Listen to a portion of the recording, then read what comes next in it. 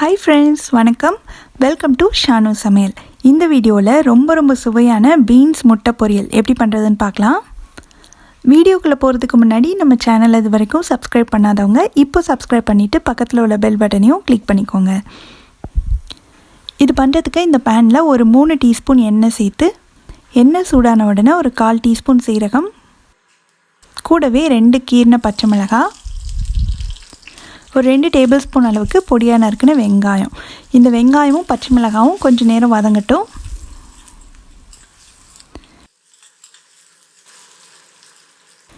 இந்த ஸ்டேஜில் பீன்ஸ் சேர்த்துடலாம். நான் ஒரு 200 கிராம் அளவுக்கு பீன்ஸை இந்த மாதிரி பொடியாக வெட்டி வச்சுருக்கேன். அதை சேர்த்துட்டு நல்லா அந்த எண்ணெயிலேயே ஒரு 3 நிமிஷம் வதக்கிக்கணும்.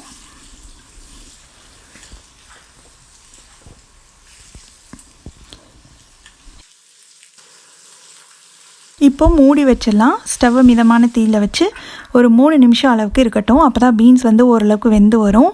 இடையில மட்டும் அப்பப்போ திறந்து பார்த்து கிளறி விட்டுக்கோங்க. இப்போ 3 நிமிஷம் பக்கம் ஆயிடுச்சு.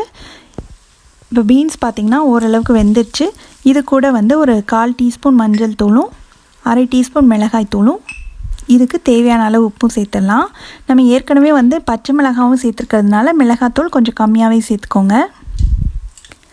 இப்போ இது நல்லா கலந்து விட்டுட்டு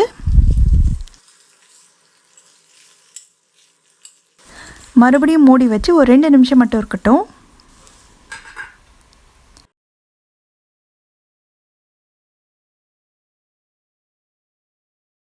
இப்போ பீன்ஸ் நல்லா கரெக்டாக வெந்துடுச்சு.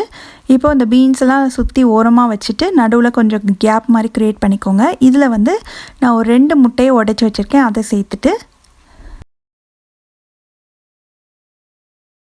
இந்த முட்டைக்கு மட்டும் கொஞ்சமாக ஒரு பிஞ்ச் அளவுக்கு உப்பு, கொஞ்சம் மிளகுத்தூள் சேர்த்து இதை ஃபஸ்ட்டு நல்லா மெதுவாக கலக்கிக்கலாம். அந்த சென்டர் பகுதியிலேயே நல்லா மிக்ஸ் பண்ணி விட்டுட்டு கொஞ்சம் நேரம் ஒரு நிமிஷம் பக்கம் அப்படியே விட்டுருங்க.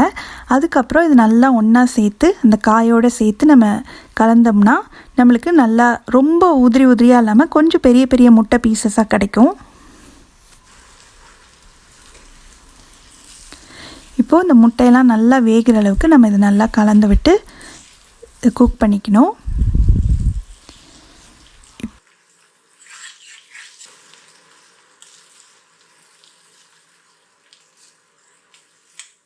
இப்போது பீன்ஸோடு சேர்த்து முட்டையும் நல்லா வெந்து வந்துடுச்சு. கடைசியில் இதில் பொடியாக நறுக்கின கொத்தமல்லி இலையும் சேர்த்துட்டு நல்லா கலந்து விட்டுட்டு ஸ்டவ் ஆஃப் பண்ணிடலாம்.